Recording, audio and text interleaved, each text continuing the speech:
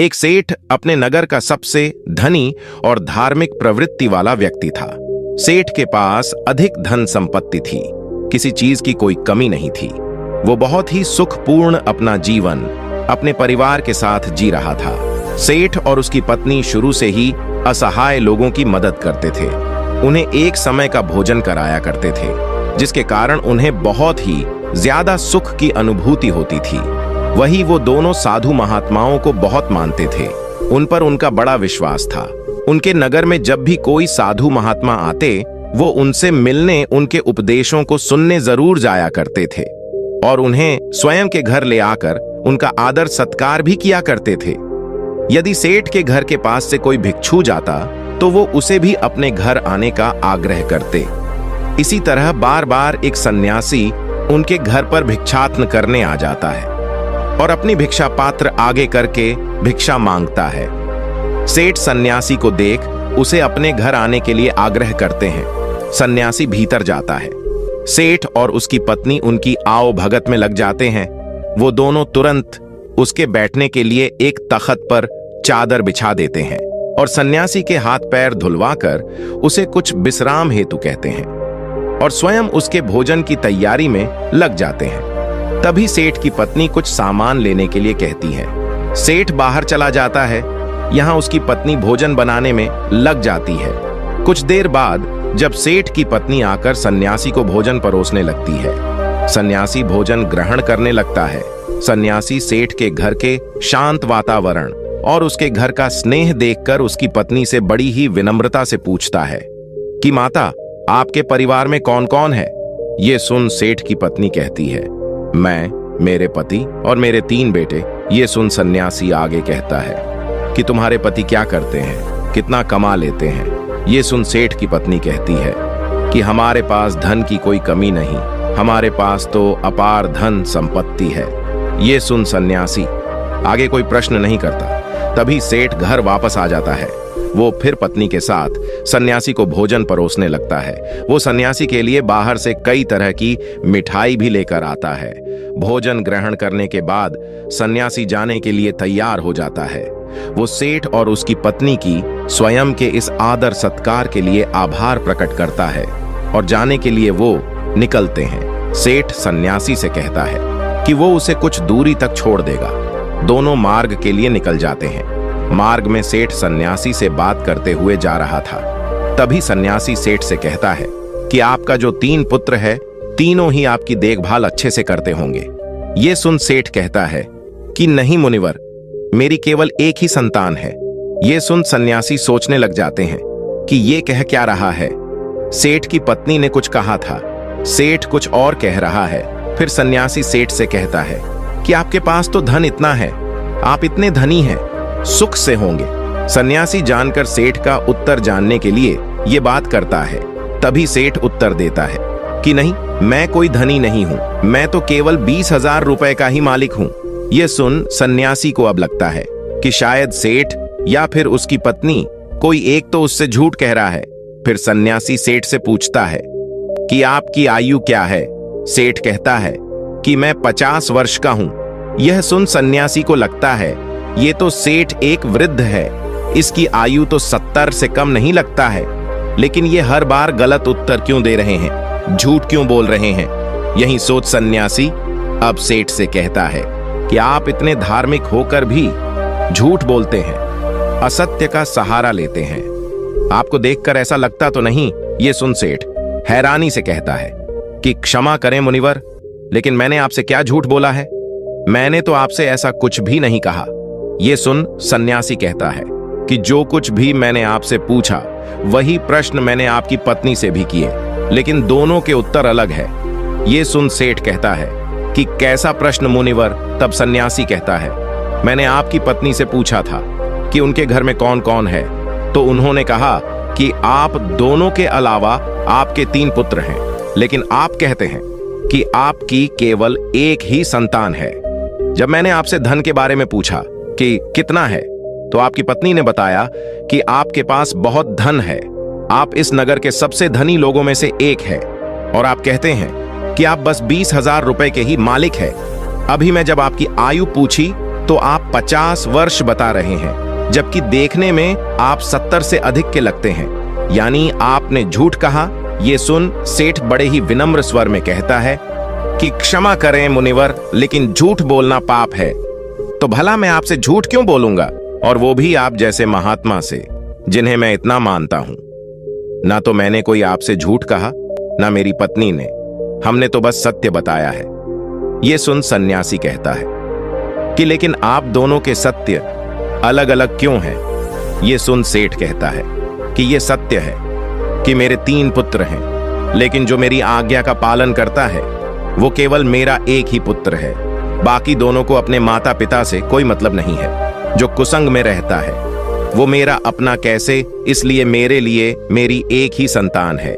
आपकी दूसरे प्रश्न के अनुसार रही धन की बात, तो मुनिवर, मेरे लिए मेरा वही धन अपना है जो मैं स्वयं के जीवन में उपयोग करता हूं, और वो इतना ही है जितना मैंने बताया। बाकी सब जो है वो मेरा नहीं है। उसमें से कुछ मैं असहाय लोगों की, जरूरतमंदों की मैं मदद कर देता हूं, तो कुछ मेरी इस देह को त्यागने के बाद मेरे सभी सगी संबंधी ले जाएंगे। तो उस पर मेरा कैसा अधिकार? अब बात करें अंतिम प्रश्न की, तो मैं अपने 50 वर्षों की आयु तक महात्माओं की शरण में जाकर शिक्षा लेना, जीवन के सही मूल्य को समझना सीखा है, उनकी सेवा की है, और उस पर ही मैं इस संघ से जुड़ गया हूं। यही कारण है कि मैंने आपको अपनी आयु ये बताई है। अब आप ही बताएं, क्या इसमें मैंने कुछ झूठ कहा? ये सुन सन्यासी को अब सेठ की पूरी बात समझ आ जाती है, और वो कहते हैं कि क्षमा करें, मुझे पहले आपके विषय में जान लेना चाहिए था, स्वयं के भीतर आपकी झूठी छवि बनाने से पहले। और तब सन्यासी सेठ की बात का मान रखते हुए आगे बढ़ जाता है, और सेठ पुनः अपने घर लौट जाता है। अतः किसी के प्रति अपना नजरिया बनाने से पहले, प्रतिक्रिया देने से पहले सामने वाले की बातों को भी पूरा सुन लेना चाहिए। एक बार व्यक्ति किसी महात्मा के आश्रम में बैठ उनके उपदेशों को सुन रहा था। तभी वो महात्मा से कहता है कि मुनिवर, आप सभी संत महात्मा हमें चिंता से जुड़े कई उपदेश देते हैं। क्या आप हमें कोई ऐसा हथियार नहीं बता सकते जिसके द्वारा हम चिंता को स्वयं के जीवन से निकाल कर फेंक ही दें? चिंता में ऐसा क्या है जो व्यक्ति को बर्बाद कर देती है? क्योंकि एक तनावरस व्यक्ति इतना परेशान हो जाता है कि सब कुछ वो गवा देता है। ऐसा आखिर क्यों होता है? उस व्यक्ति की बात सुन महात्मा कहते हैं कि चिंता एक ऐसी मानसिक समस्या है जो यदि व्यक्ति को पकड़ ले तो उसे डुबो देती है। उसे केवल स्वयं से मुक्त कर ही आप सुखी रह सकते हैं, और ये तब होता है जब आप स्वयं को मजबूत कर लें। आपको केवल बस ये समझना है कि स्थिति चाहे कैसी भी हो, हमें उस समय तनाव में नहीं आना है, घबराना नहीं है, बल्कि स्वयं को भीतर से मजबूत रखना है। यदि आपने अपने भीतर हौसला रखा है तो कोई चिंता आपका कुछ नहीं बिगाड़ सकती। ये सुन व्यक्ति कहता है कि किंतु ऐसा होता है क्यों? क्यों एक छोटी सी चिंता भी हमारे मुख की हंसी को छीन लेती है? ये सुन महात्मा कहते हैं कि आपको एक छोटी सी कहानी सुनाता हूं, ध्यान से एकाग्र होकर सुनना। एक बार पिता ने अपने पुत्र को काफी परेशान और निराश देखा। वो प्रतिदिन उसे यूं देखते, वो उसे देख समझ गए थे कि कोई बात अवश्य है जो उसके पुत्र को भीतर से परेशान किए हुए हैं। पिता ने कई बार पुत्र से यह पूछना चाहा कि वो किस चिंता में है, लेकिन पुत्र हर बार ये दिखाता कि कुछ नहीं हुआ और वो वहां से चला जाता। पुत्र के इस व्यवहार से पिता को यह विश्वास हो गया था कि अवश्य कोई बात है, चिंता है जो उसे भीतर से खाई जा रही है, लेकिन वो बता नहीं रहा है। तब पिता ने एक दिन पुत्र को अपने पास बुलाया और उसे समझाते हुए कहा कि जीवन में हम कितनी भी सफलता क्यों ना पा ले, लेकिन यदि हमारे भीतर चिंता या तनाव ने घर कर लिया तो ये हमारे उन्नति के बीच एक वादा बनकर आ जाती है। चिंता व्यक्ति को आगे बढ़ने नहीं देती, उसके भीतर कई सारी नकारात्मकता को भर देती है। चिंता बहुत ही भयानक होती है, ये सुखी समृद्ध घर को भी तबाह कर देती है। ये सब सून पुत्र कहता है कि आप कहना क्या चाहते हैं? पिताजी, मैं समझ नहीं पा रहा हूं। तब पिता पुत्र को लेकर एक जंगल की तरफ चले जाते हैं और वहां पहुंच पुत्र से कहते हैं कि ये पेड़ जो तुम देख रहे हो ये कई वर्ष पुराना है। ये मेरे पिता के पिता के पिता यानी कि 3 पीढ़ी से भी ज्यादा पुराना पेड़ है और आज भी बाहर से उतना ही मजबूत है जितना पहले था। चाहे कितनी भी आंधी, तूफान, वर्षा क्यों ना आ जाए, इस वृक्ष को हिला तक नहीं पाई है। यही नहीं, इस पर न जाने आज तक कितने पेड़ भी टूट कर गिर गए हैं। बिजली गिर गई है, लेकिन ये पेड़ फिर भी नहीं गिरा, वहीं पर खड़ा है पूरी मजबूती के साथ। ये सब सुन पुत्र पिता से कहता है कि लेकिन ये सब आप मुझसे क्यों कह रहे हैं? तब पिता आगे उससे कहते हैं कि यहां मेरे साथ पीछे की तरफ आओ, कुछ दिखाता हूं। ये सुन पुत्र पिता के साथ उस पेड़ के पीछे जाता है और कहता है कि ये पेड़ के पीछे दिमक देख रहे हो? पुत्र कहता है कि हां। पिता कहते हैं कि इसी दिमक ने भीतर से इसकी छालों को पूरी तरह कुतर दिया है और बाहर की तरफ पूरी तरह यह खराब हो गया है। यह सब सुन पुत्र अब की बार भड़क जाता है और कहता है, लेकिन आप कहना क्या चाहते हैं? मुझे ये सब क्यों बता रहे हैं? भला मैं इन पेड़ों के बारे में जानकर क्या करूंगा? पुत्र को यूं क्रोध में देख पिता कहते हैं कि शांत हो जाओ, तुम्हें सही तरह से बात समझाने के लिए मैं ये सब कह रहा हूं। ये सुन पुत्र कहता है कि लेकिन आप समझाना क्या चाहते हैं और क्यों? तब पिता कहता है कि जिस प्रकार ये पेड़ किसी भी आंधी, तूफान, बारिश या फिर बिजली के गिरने पर भी नहीं गिरा, लेकिन एक दिमक ने इसे कमजोर कर दिया और इतने वर्षों से खड़े इस पेड़ को आज गिरने के लिए मजबूर कर दिया, उसी प्रकार व्यक्ति के भीतर बैठी चिंता उसके पतन का, तबाही का कारण बन जाती है। आप चाहे कितनी भी मेहनत क्यों ना कर रहे हो, उन्नति क्यों ना कर रहे हो, लेकिन यदि आपके भीतर किसी बात की चिंता है और वो बाहर नहीं जा रहा, तो वो इस दीमक के समान आपको अंदर से कमजोर कर देगी और आपकी उन्नति वहीं रुक जाएगी। एक चिंता आपसे सब कुछ छीन लेगी। इसलिए स्वयं को कभी इतना तनाव में मत लाओ कि आप स्वयं के आगे ही कमजोर पड़ जाओ। पिता की ये सब बात सुन पुत्र कहता है, लेकिन ये सब जानकर कोई थोड़ी करता है, परिस्थिति ऐसी हो जाती है। तब पिता आगे कहते हैं कि परिस्थिति चाहे कैसी भी हो, चिंता करने से, तनाव में आने से क्या वो सही हो जाएगी? नहीं। चिंता करना, परेशान हो जाना किसी भी समस्या का हल बिल्कुल नहीं है। जब आपको कोई मार्ग ना दिखे तो कुछ समय के लिए शांत होकर एक जगह बैठ जाओ, खुद को समय दो और फिर सोचो कि किस तरह इस कठिन समय से निकला जा सकता है। कोई भी समस्या इतनी भी बड़ी नहीं होती कि उसका हल ना हो। हर समस्या अपने साथ हल लेकर आती है। तुम्हारी समस्या का भी होगा, बस जरूरत है तो कठिन समय में स्वयं को साहसी बनाने की।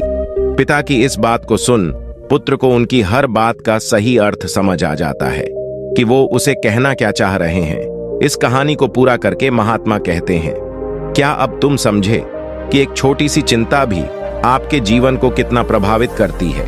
ये सुन व्यक्ति कहता है कि जी मुनिवर। महात्मा आगे कहते हैं कि चिंता, दुख, तनाव सब हमें कमजोर करते हैं। हमें इन्हें स्वयं के जीवन से पूरी तरह त्याग देना चाहिए और जो ऐसा कर लेते हैं वो स्वयं जीवन में सदैव खुश रहते हैं। जीवन में परिस्थिति चाहे कोई भी हो, समय कभी एक सा नहीं होता, हमेशा बदलता है। बस अपने सुख के पल को स्मरण करके उसे दुख में साहस का हथियार बना लो। ये चिंता कुछ नहीं बिगाड़ पाएगा, लेकिन यदि इस चिंता में आप घिर गए तो कभी भी उन्नति नहीं कर पाओगे। इसलिए कभी व्यक्ति को व्यर्थ की चिंता में नहीं आना चाहिए। जो वर्तमान में हो रहा है उस पर ध्यान दें, अपना काम करें, बाकी सब छोड़ दें और धैर्य रखें। ये समय भी कब निकल जाएगा आपको पता ही नहीं चलेगा। महात्मा की बात सुन व्यक्ति को उसके प्रश्न का सही उत्तर मिल जाता है और वो गुरु को प्रणाम कर वहां से चला जाता है। अतः चिंता व्यक्ति के जीवन की सभी खुशियां, सुख, समृद्धि छीन लेती है। इसलिए व्यर्थ में इन सब में नहीं पड़ना चाहिए। स्वयं को चिंता मुक्त रखें, तभी आप जीवन में खुश रह सकते हैं। आशा करते हैं ये बात आप समझे होंगे। तो दोस्तों, आज के वीडियो में बस इतना ही। उम्मीद है आपको यह वीडियो पसंद आई होगी। अगर पसंद आई होगी तो वीडियो को एक लाइक करना मत भूलिएगा। ओम